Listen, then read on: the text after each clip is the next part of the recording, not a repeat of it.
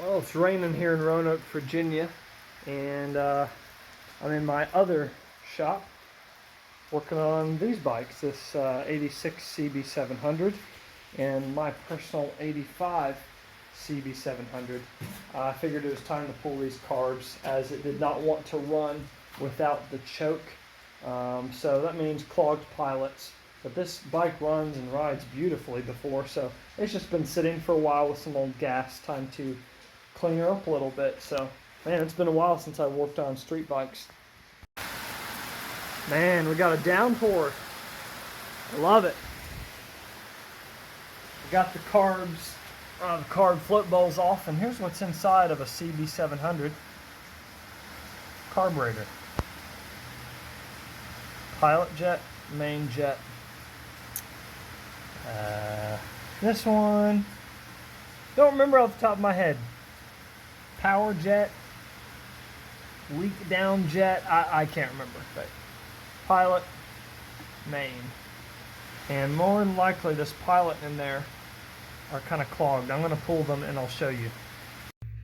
This is a float bowl on cylinder number 1, and this is one of the many problems I have with modern fuel, which I've pretty much almost only known is the ethanol in fuel. See all that gummed up crap?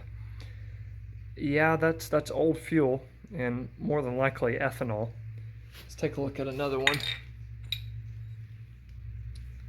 Now that's a little bit of a different story. That looks like some rust bits. I have a filter on here. I think it might be time to put another one on, because it's done its job. It's definitely caught some bits from that tank of mine. So this is all good preventative work to do on an old bike like this.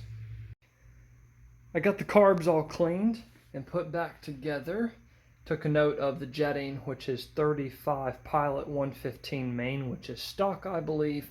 I had 3 turns out on the air screw. I went back all the way in and then back out 2 this time. I drained the tank of the old gas. I hooked up the petcock and the gas line. I'm going to fill it with some non-ethanol this time. None of the throttle cables are hooked up. I just want to see how it runs as is without this stupid bulky airbox thing, which is a pain in the butt to get on with these the old air boots and line up properly and all that jazz. So let's turn it on and see.